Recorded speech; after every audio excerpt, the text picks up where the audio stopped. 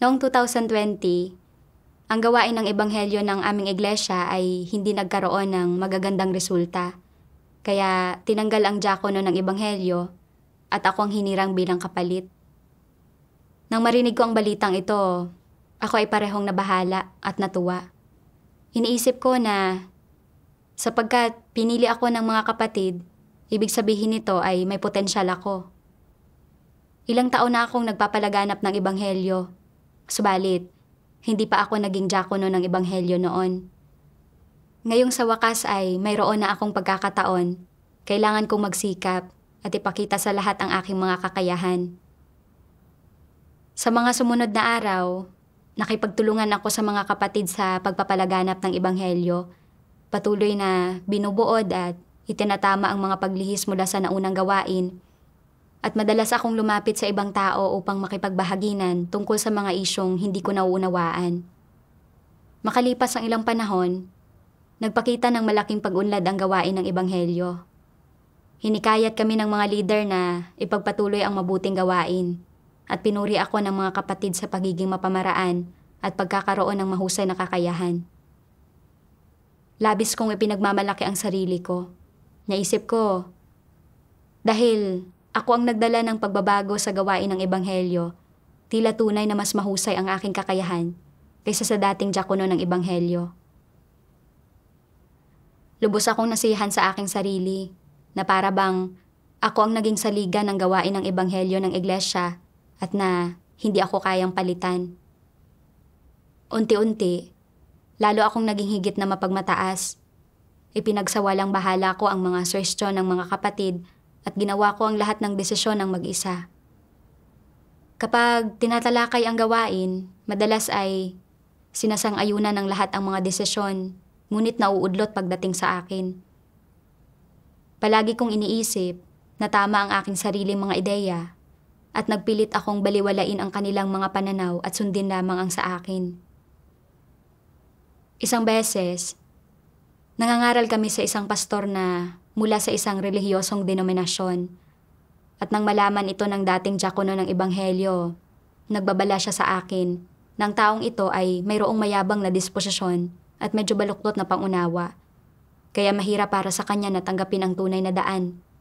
Kaya naman, iminungkahi niyang mangaral muna ako sa iba. Ngunit tumanggi akong makinig. Iniisip ko na ang pastor na ito ay matagal nang nananampalataya sa Panginoon at marami ng relihiyosong kuro-kuro. Kaya normal lamang kung hindi niya agad matanggap ang katotohanan. Bukod pa rito, tinanggal ka na. Nagpapatunay na sa tungkuling ito ay mas mababa ang kakayahan mo kaysa sa akin. Ngayon na ako na ang diakono ng ebanghelyo at may malawak na akong karanasan sa pangangaral, naniniwala akong sa pagkakataong ito ay magtatagumpay ako. Ngunit, sa hindi inaasahan, pagkatapos ng ilang araw na pagbabahaginan, marami pa rin kuro-kuro ang pastor. Sa puntong ito, iminungkahi ng leader at ng mga nakikipagtulungang kapatid na mas mabuti pang tumigil muna at maghanap na lang ng iba at mangaral sa ibang mga may potensyal na tatanggap ng ebanghelyo. Nadismaya ako nang marinig ito. Iniisip ko na hindi ba't kina-question nito ang mga abilidad ko sa gawain? Hindi ba't magmumukha akong walang kakayahan kung mangangaral ako sa iba ngayon? Binaliwala ko rin ang payo ng leader. Iniisip na, bagamat ikaw ay isang leader at mas matagal mo nang ginagampanan ang iyong tungkulin kaysa sa akin, mas magaling pa rin ako pagdating sa profesional na kasanayan at praktikal na karanasan. Maaaring hindi rin angkop ang iyong mga suwestyon. Kaya, nagpatuloy akong makipagbahaginan sa pastor. Sa huli, hindi lamang tinanggihan ng pastor ang ebanghelyo, kundi isinara pa ang sarili niyang iglesia at pinigilan ang mga mananampalataya sa pagsisiyasat sa tunay na daan. Nabigla ako.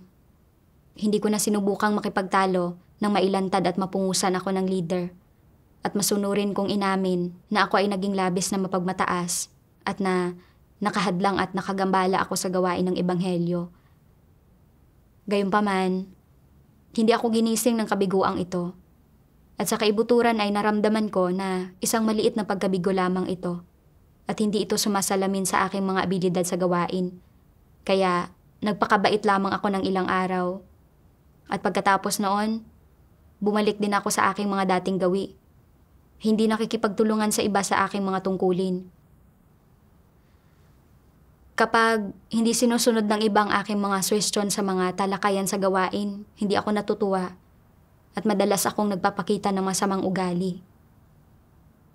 Sa paglipas ng panahon, naapektuhan ko na ang lahat at namuhay sila ng napipigilan. Patuloy rin na bumaba ang mga resulta ng aming mga tungkulin. Paulit-ulit akong pinungusan ng leader dahil sa aking mapagmataas na disposisyon at mahigpit niya akong hinimay at isiniwalat. Ngunit pagkatapos ng bawat pagpungos, panandalian ko lamang nakokontrol ang aking sarili at sa paglipas ng panahon, bumabalik ang mga nakasanayan kong gawi. Kalaunan, nakita ng leader na labis na mapagmataas ang aking disposisyon, na kumikilos ako ng pabasta-basta sa aking mga tungkulin, hindi ako tumatanggap ng pagpupungos, at nagiging sagabal ako sa gawain ng iglesia, kaya naman, tinanggal nila ako. Batid na batid ko na ang pagkakatanggal sa akin ay ang matuwid na disposisyon ng Diyos na dumating sa akin, at kailangan ko itong tanggapin at sundin. Ngunit medyo nasiraan ako ng loob. Nang maisip ko kung paanong sa nakalipas na 6 na buwan, sa kabila ng maraming pagpupungos na aking hinarap, hindi gaanong nagbago ang aking mga tiwaling disposisyon, napagtanto ko na hindi ako isang tao na naghangad ng katotohanan at maaaring kailanman ay hindi na magbago ang aking tiwaling disposisyon. Isang araw, habang kumakain, nakita ako ng 2 brother. Nalaman nila na tinanggal ako sa iglesia, kaya ibinahagi nila ang kanilang sariling mga karanasan upang suportahan at tulungan ako. Sinabi nila na sila man ay naging mayabang, mapagmagaling, at pabasta-basta sa kanilang mga tungkulin noon. At tanging pagkatapos nilang matanggal, saka lang sila lumapit sa Diyos upang magnilay sa kanilang mga sarili at magkaroon ng pagkaunawa sa katotohanan ng kanilang katiwalian. Lubos silang nagsisi at namuhi sa kanilang mga sarili at ayaw na nilang mamuhay ayon sa kanilang satanikong disposisyon. Pagkatapos ng kanilang mga karanasan, napagtanto nila na kung wala ang paghatol, pagkastigo, pagtuwid at pagdisiplina ng Diyos, hindi nila makikilala ang kanilang sarili o makapagsisisi sa Diyos. Labis akong naantig sa tapat na pagbabahagi ng mga kapatid at alam ko na ito ang Diyos na humihikayat at tumutulong sa akin sa pamamagitan ng mga brother. Hindi na ako dapat maging negatibo. Kailangan ko magnilay sa aking sarili at maghangad ng pagbabago sa aking disposisyon. Mula noon, sinadya kong magbasa ng mas marami pang mga salita ng Diyos at nagnilay sa aking mga gawain at pag-uugali. Nagbasa ako ng 2 sipi ng mga salita ng Diyos. Hindi kailanman naghahanap ng katotohanan ang ilang tao habang ginagampanan ang kanilang mga tungkulin. Ginagawa lamang nila kung anong gusto nila, kumikilos ayon sa kanilang sariling mga imahinasyon, at palaging pabasta-basta at padalos-dalos. Hindi talaga sila tumatahak sa landas ng pagsasagawa ng katotohanan. Ano ang ibig sabihin ng pagiging pabasta-basta at padalos-dalos? Nangangahulugan ito ng pagkilos sa anumang paraan na sa tingin mo ay naaangkop kapag nahaharap sa isang issue nang walang anumang proseso ng pag-iisip o paghahanap. Walang masasabi ang sino mang iba pa na makakaantig sa puso mo o magpapabago ng isip mo. Ni hindi mo matanggap kapag ibinabahagi sa iyo ang katotohanan, kumakapit ka sa sarili mong mga opinyon. Hindi ka nakikinig kapag may sinasabing anumang tama ang ibang mga tao. Naniniwala ka na ikaw ang tama at kumakapit ka sa sarili mong mga ideya. Kahit tama ang iniisip mo, dapat mo ring isaalang-alang ang mga opinyon ng ibang mga tao. At kung hindi mo talaga gagawin ito, Hindi ba ito pagiging masyadong pag-aakalang mas matuwid ka kaysa sa iba? Hindi madali para sa mga taong masyadong nag-aakalang mas matuwid kaysa sa iba at matigas ang ulo na tanggapin ang katotohanan. Kapag gumawa ka ng mali at pinuna ka ng iba na sinasabing, hindi mo ito ginagawa ayon sa katotohanan, sumasagot ka, kahit hindi, ganito ko pa rin gagawin ito. At pagkatapos ay naghahanap ka ng dahilan para isipin nila na tama ito. Kapag sinaway ka nila na sinasabing, ang pagkilos mo ng ganito ay nakakagambala at makakapinsala ito sa gawain ng iglesia. Hindi ka lamang hindi nakikinig, kundi patuloy ka pang nagpapalusot. Palagay ko, ito ang tamang paraan, kaya gagawin ko ito sa ganitong paraan. Anong disposisyon ito? Kayabangan ito.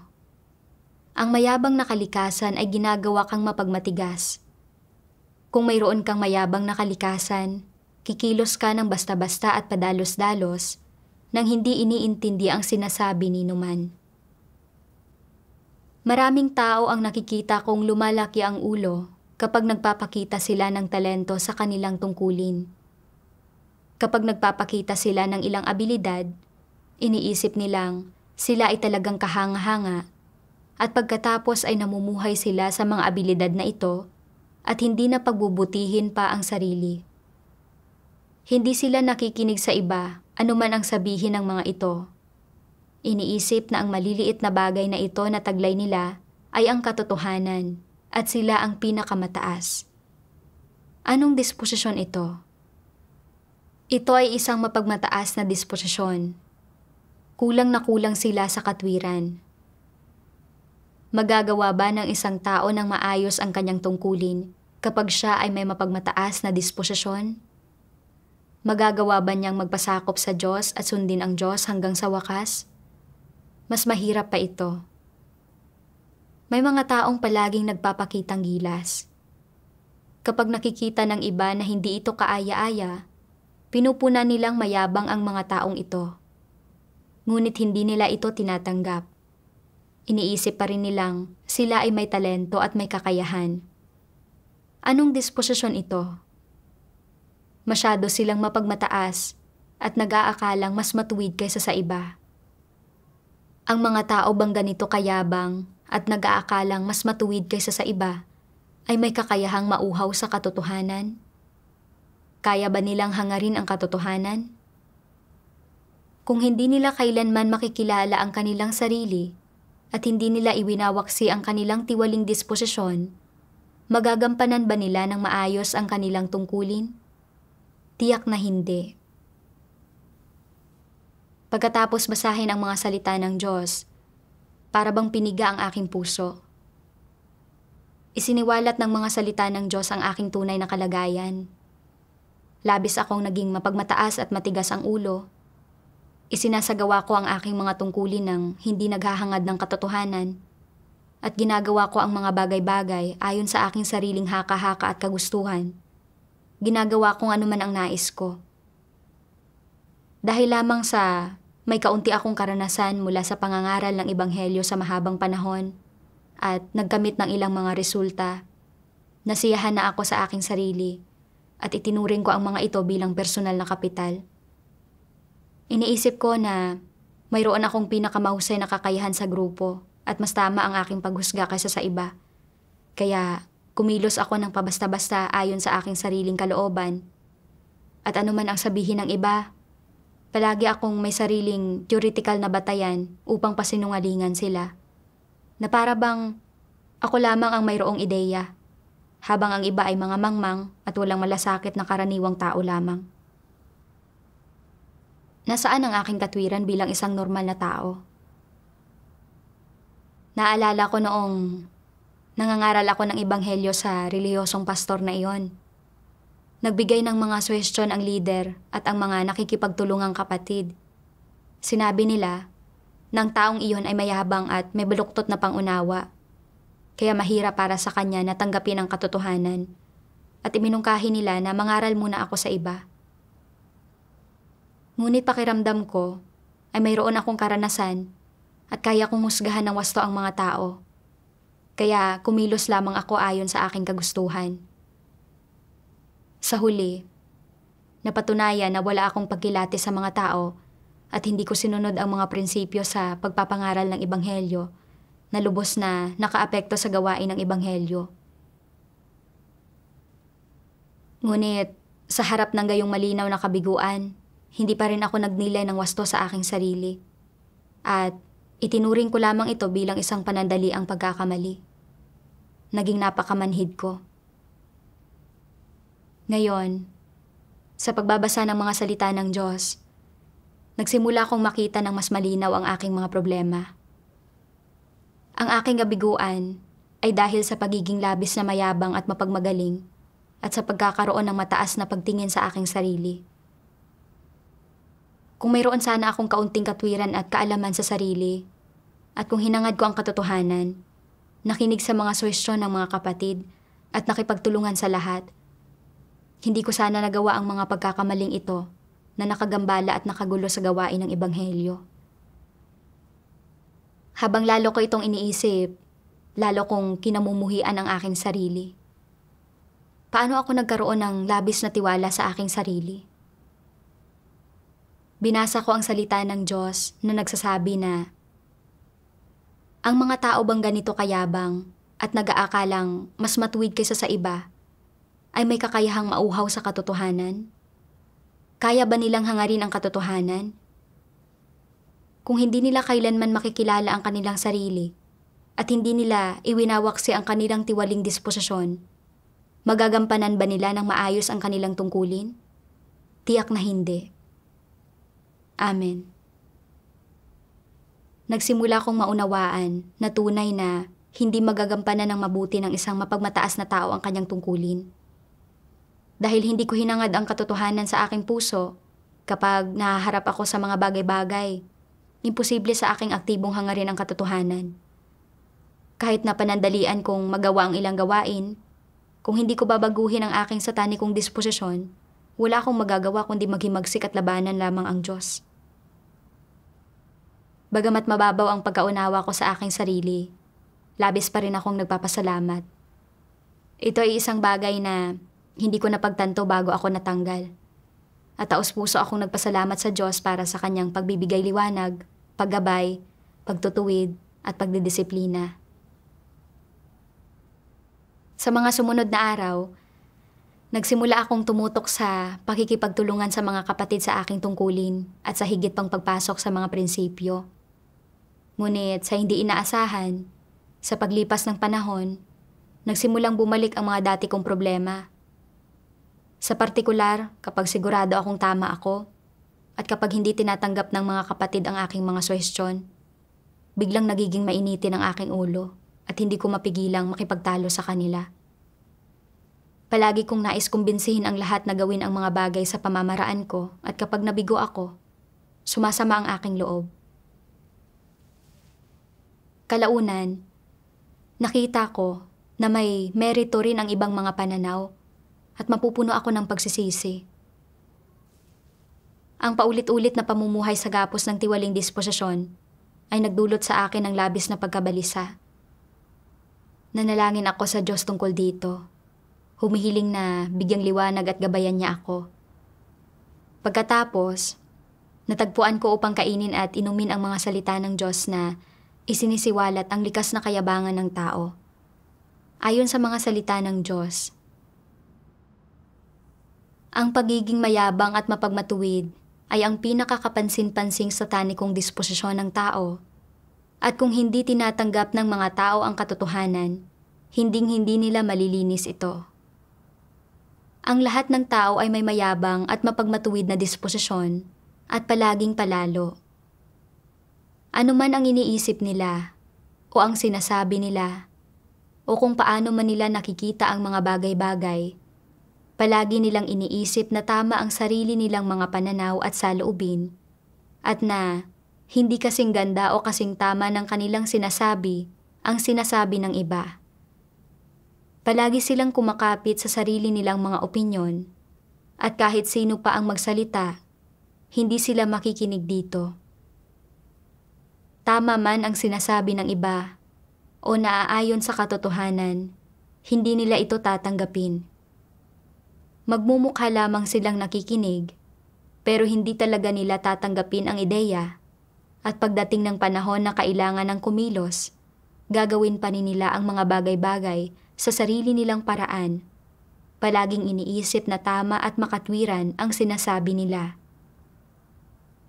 Posible na tama at makatwiran nga ang sinasabi mo, o na tama at walang mali ang ginawa mo, ngunit anong uri ng disposisyon ang naibunyag mo?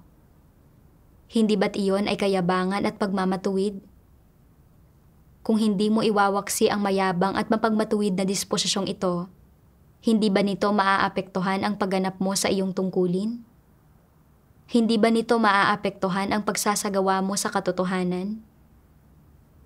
Kung hindi mo lulutasin ang iyong mayabang at mapagmatuwid na disposisyon, hindi ba ito magdudulot sa iyo ng malulubhang dagok sa hinaharap?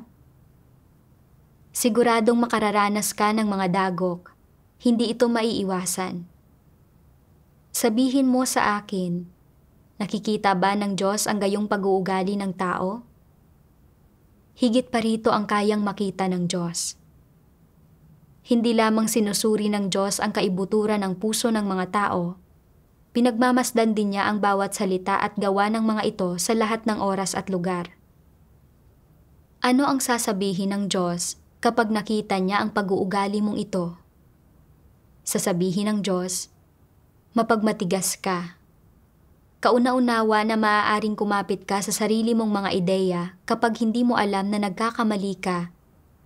Ngunit kapag malinaw sa iyo na nagkakamali ka at kumakapit ka pa rin sa iyong mga ideya at mamamatay ka muna bago magsisi, isa ka talagang mapagmatigas na hangal at may problema ka. Kung kahit sino pa ang nagmumungkahi, palagi kang mayroong negatibo, mapanlaban na saloobin tungkol dito, at hindi mo tinatanggap ang kahit katiting na katotohanan, at kung ang puso mo ay lubusang mapanlaban, sarado, at mapagwalang bahala, ikaw ay sobrang katawa-tawa, isa kang hangal na tao. Masyado kang mahirap pakitunguhan. Sa anong paraan ka mahirap pakitunguhan? Mahirap kang pakitunguhan dahil ang ipinapakita mo ay hindi isang maling diskarte o maling pag-uugali, kundi isang pagbubunyag ng iyong disposisyon. Isang pagbubunyag ng anong disposisyon? Isang disposisyon kung saan tutol ka sa katotohanan at napupuot sa katotohanan. Sa sandaling nakilala ka bilang isang taong napupuot sa katotohanan, sa mga mata ng Diyos, may problema ka, at itataboy at babaliwalain ka niya. Pagkatapos kong basahin ang mga salita ng Diyos, para bang piniga ang aking puso. Nakita ko na ako mismo ang uri ng taong inilalarawan ng Diyos na hindi nagpapatalo, mapagmatigas at mayabang. Ang isang tao na may normal na pangangatwiran ay nagiging mas maingat pagkaraan ng ilang pagkabigo at paglalantad. At kapag naharap sa mga bagay, higit silang nag-iisip at taghahanap pa. At hindi na nagtatangkang ipilit ng ipilit ang kanilang mga opinyon. Ngunit ang isang tao na mayabang, mapagmagaling at hindi makatwiran, gaano man karaming kabiguan ang kanilang hinaharap, hindi maaabot ng mga bagay na ito ang kanilang puso. At sa kaibuturan nila, pakiramdam nila ay tama pa rin sila. Hindi nila kayang pabayaan ang kanilang mga sarili upang makinig sa mga opinyon ng iba.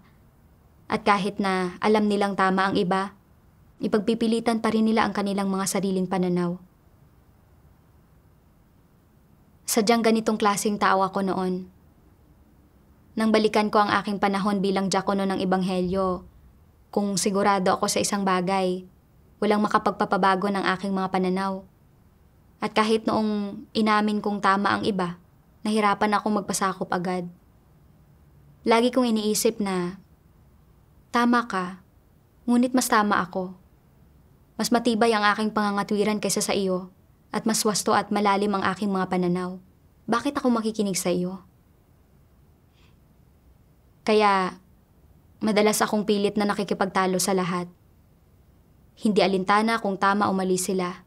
Basta, hindi ito ayon sa aking kagustuhan, hindi ko ito matatanggap. Hindi ba't inuuna ko lamang ang sarili ko? Palagi kong nais na magpasakop at makinig sa akin ang mga tao at tinitingnan ko ang aking sarili bilang mataas at dakila. Hindi ko ba itinuturing ang aking mga opinyon bilang katotohanan? Dati, inamin ko lamang na hindi ko minahal at hinanap ang katotohanan. Ngunit ngayon, pagkatapos kong basahin ang sinasabi ng Diyos tungkol sa kung paanong ang mga tao ay palaging hindi nagpapatalo, mapagmatigas, at mayabang, hindi tumatanggap ng mga salita ng iba, nabatid ko na ang mga ganitong tao ay tutol sa katotohanan. Sa mga sandaling iyon, napagtanto ko na ang problema ko ay napakalala. Ang mga suhestyon na ibinigay sa akin ng mga kapatid ay ginawa ng may pagpapahalaga sa responsibilidad para sa gawain ng sambahayan ng Diyos. At kung tinanggap ko lamang ang mga ito at nagsikap akong hanapin ang katotohanan kasama ang lahat, naging kapaki-pakinabang sana ito para sa akin at sa gawain ng iglesia. Ngunit hindi ko alam ang tama sa mali. Kaya, hindi lamang sa hindi ko tinanggap ang mga bagay na ito, kundi binigyang diin ko pa ang pagiging tama ko. At inutusan ko ang lahat na makinig sa akin, na tila ba ang pagtanggap sa mga suhestyon ng iba ay pagmumukhain akong walang kakayahan, mangmang at walang halaga. Napagtanto ko na hindi ko mahal ang mga positibong bagay o tinatanggap man lang ang katotohanan. Sa pilit kong pagkapit sa aking sarili sa ganitong paraan, hindi ko kinayang makipagtulungan sa kahit kanino. Hindi ba't sa huli ay ititiwalag ako ng Diyos at tatanggihan ng lahat? Pagkatapos, nagbasa pa ako ng mga salita ng Diyos. Maaaring ikaw ang pinakamaalam tungkol sa iyong propesyon at nangunguna pagdating sa kasanayan, ngunit ito ay isang kaloob na ibinigay sa iyo ng Diyos at dapat mo itong gamitin upang magampanan ang iyong tungkulin at mapakinabangan ang iyong mga kalakasan. Gaano ka man kasanay o katalentado, hindi mo kakayaning mag-isa ang gawain. Mas mabisang nagagampanan ang isang tungkulin kung ang bawat isa ay kayang unawain ang mga kasanayan at kaalaman ng isang propesyon. Ayon nga sa kasabihan, ang isang taong may kakayahan ay nangangailangan ng suporta ng 3 pang tao. Gaano man kahusay ang isang individual, kung wala ang tulong ng iba, hindi ito sapat. Sa makatwid, walang sino man ang dapat maging mapagmataas at walang sino man ang dapat maghangad na kumilos o magdesisyon ng mag-isa. Dapat maghimagsik ang mga tao laban sa laman, isantabi ang kanilang sariling mga ideya at opinyon, at makipagtulungan ng maayos sa lahat. Mula sa mga salita ng Diyos, napagtanto ko na ang bawat isa sa ating mga personal na karanasan, pagkaunawa at pananaw ay napakalimitado. Nais ng Diyos na ipakita natin ang bahagi ng pagkataong taglay natin, hindi upang tayo ay maghangad na maging mataas o maging perpektong tao na mag-isang pinapasan ang lahat ng gawain. Gaano man kagaling ang isang tao, limitado pa rin ang kanyang mga abilidad at minsan, nanganganib siyang gumawa ayon sa sarili niyang kagustuhan at makagambala sa gawain ng iglesia.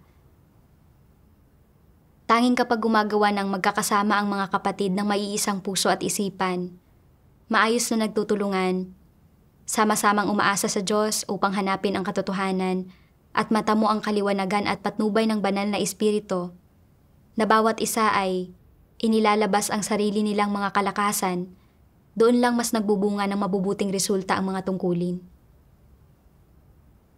Pagkatapos kong mapagtanto ang mga bagay na ito, sinimulan kong ituon ang aking pansin sa pakikinig sa mga opinyon ng iba at pagkatuto sa kanilang mga kalakasan. Nang binago ko ang aking pananaw, nakita ko na ang mga kapatid sa paligid ko ay may kanya-kanyang lakas na hindi ko taglay. Ang ilang mga kapatid ay nakatutok sa pag-unawa sa layunin ng Diyos at sa paghahanap ng katotohanan kapag nahaharap sa mga bagay, natututo ng aral mula sa mabubuti at masasamang sitwasyon. Ang ilan ay masigasig at responsable sa kanilang mga tungkulin at nagsusumikap sa mga prinsipyo.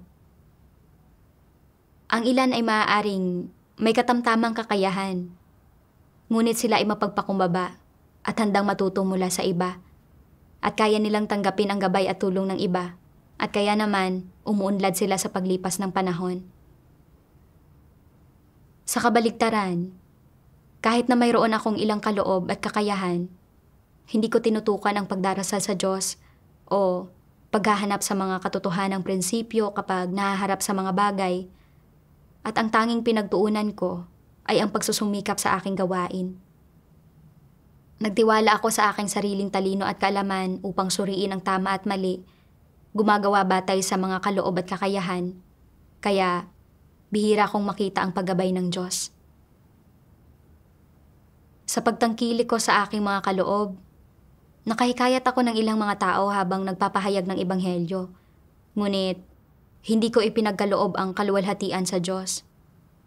Sa halip, ipinatong ko ang korona sa aking ulo, iniisip na ang lahat ng ito ay dulot ng aking sariling abilidad at kakayahan. Bilang resulta, lalong naging mapagmataas ang aking disposisyon at binaliwala ko ang iba at hindi ko binigyan ng puwang ang Diyos sa aking puso. Araw-araw, ako ay nagmukhang abala, subalit wala akong pangunawa sa aking tiwaling disposisyon at wala akong pag-usad sa buhay pagpasok. At sa bandang huli, nawala ang pagpapala at gabay ng Diyos sa aking mga tungkulin. Nakita ko na ang hindi pagpapasakop sa katotohanan at ang palaging pagiging mapagmataas at matigas ang ulo ay isang malaking pagkatalo. Pagkalipas ng ilang araw, natagpuan ko ang isang parte ng pagbabahagi ng Diyos at mas binigyang linaw nito ang mga bagay sa aking puso. Sabi ng Diyos,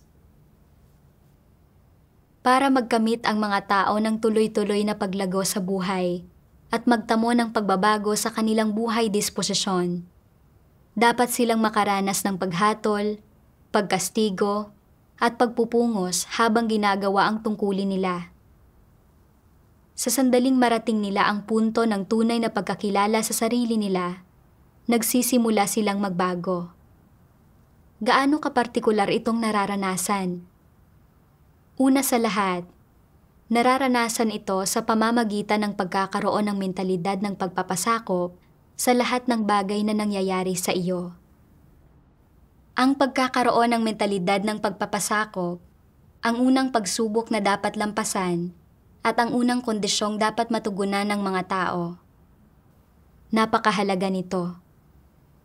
Bagamat nananampalataya sa Diyos ang mga tao, masyadong mababaw ang pagkaunawa nila sa katotohanan at hindi pa rin nila napagtatanto na kapag humarap sila sa Diyos, ay dapat marunong silang lumugar. Ano ang kabilang sa pagkaalam na ilugar ang sarili? Gaano ka man kaimportanteng tao, gaano man kataas ang posisyon mo, o gaano man kahusay ang mga kakayahan mo, hanggat isa kang nilikha, ang unang tuntunin kapag humaharap sa Diyos ay ang magpasakop sa Diyos, magpasakop sa lumikha.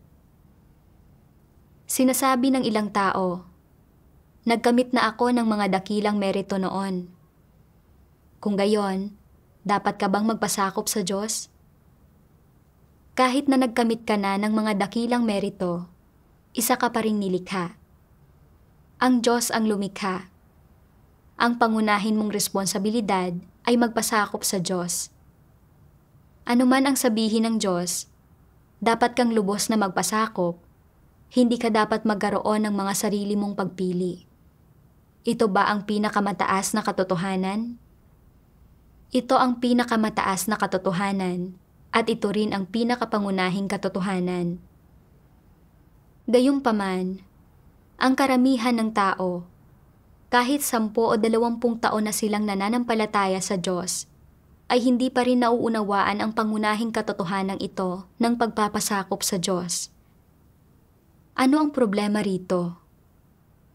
Kung hindi man lang nauunawaan ng mga tao na ang pinakamahalagang katotohanan sa pananampalataya sa Diyos ay ang magpasakop sa Diyos, anong mga katotohanan ang maaari nilang maunawaan? kilala mo kung sino ang lumikha at handa kang humarap sa Kanya, pero hindi mo alam na ang pagpapasakop sa Diyos ay responsibilidad mo, obligasyon mo, at tungkulin mo. Iyon ang katwiran at likas na gawing dapat mong taglayin bilang tao.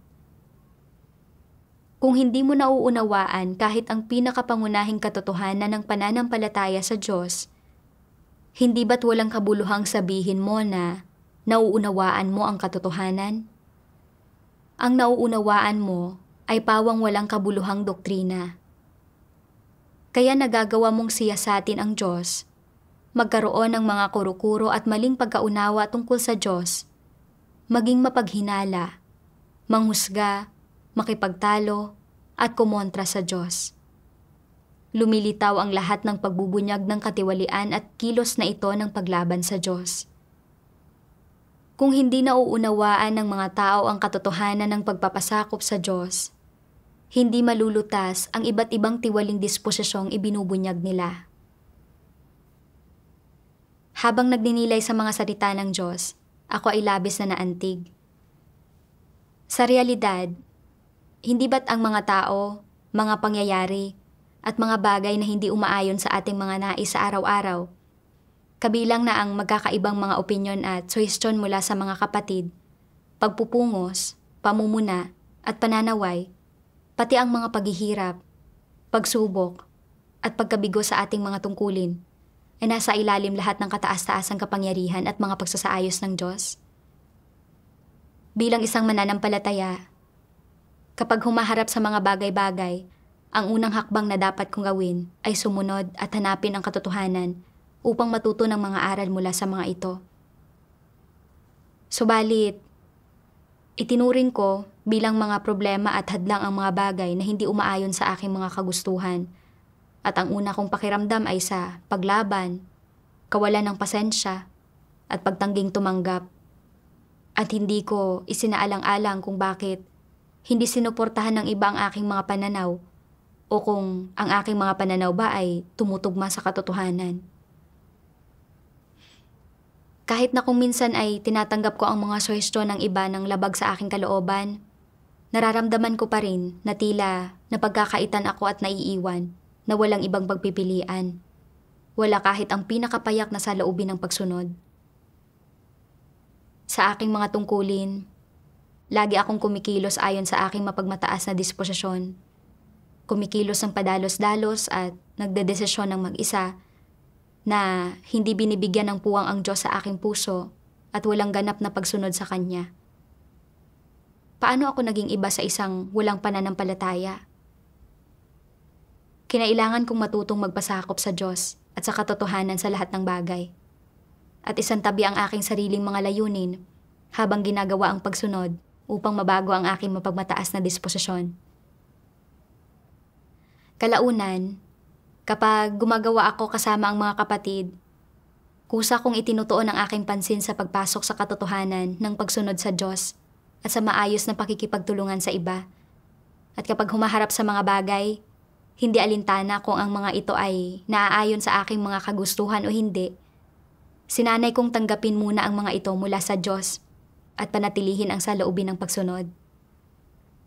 Tumigil na akong magmadali sa paghuhusga sa mga suhestyon mula sa mga kapatid at tinalakay at hinanap muna ang opinyon ng bawat isa. Sa tuwing napag-uusapan ang mga gawain, kapag nakita ko na hindi naaayon sa aking pananaw ang mga suhestyon ng mga kapatid, bagamat nababahala ako sa pamamagitan ng pagdarasal sa Diyos at paghiling sa Kanya na panatilihin muna ako sa kalagayan ng pagpapasakop, nakikita ko ang merito ng kanilang mga suhestyon. Bagamat hindi pa perpekto at detalyado ang mga suhestyon, patuloy naming tinatalakay at pinagbabahaginan ang paksa. At habang nakikipagbahaginan ang bawat isa, mas lumilinaw ng lumilinaw ang aking puso. Naranasan ko na ang pagpapasakop sa katotohanan at pagkilos ng naaayon sa salita ng Diyos sa lahat ng bagay ay tunay na nagpapahintulot upang makita ng isang tao ang gabay at mga gawa ng Diyos. At ang pagsasagawa sa ganitong paraan ay nagdadala ng kaliwanagan at kasiyahan sa puso at nakatutulong din sa pagkatuto mula sa kalakasan ng iba. Ibang-iba ito mula sa pagiging matigas ang ulo at mapagmagaling ko noon. Ang maliit na pagbabagong ito ay nagbigay sa akin ng pananalig at hindi ko na hinuhusgahan ang aking sarili. Naniniwala ako na hanggat handa akong magbayad ng halaga at magsikap para sa katotohanan, tiyak na magbabago ang aking tiwaling disposisyon. Salamat sa Diyos sa kanyang pagliligtas.